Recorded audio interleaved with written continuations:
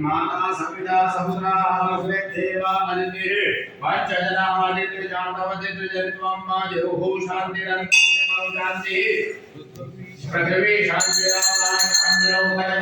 देवनस्पतयः वयं गुरुसन्नः गुरु प्रजाभ्यो नमः पाशुभ्यः ओम शांति शांति शांति भवतु सर्वादित्य सत्योपद्रव शांतिरस्तु श्रीमन् महागणाधिपतये नमः हाथी पुष्प गणेश जी के चरणों में प्रदान कलियुग के कलियुग चरणे भूलोके भारतवर्षीय भरतखंडे आर्या विश्व सुनाम समुद्र दक्षिणायने हेमंत ऋतु मासे पुत्रे मासे पौष मासे कृष्ण पक्ष शुक्ल तोहु महापर्वती पर्वताय द्वितीयायाम ततोहु आराध्य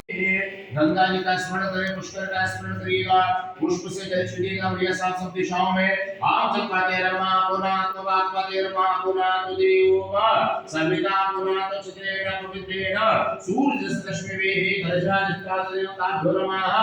सर्वोपचारार्थे दत्तांत दशमाणे समर्पयामि दीपक के दर्शन करें शुभम भव कल्याणम आरोग्यम सुख संपदाम शत्रु बुद्धि विनाशाय दीपक ज्योति नमोस्तुते दीपनाथाय नमः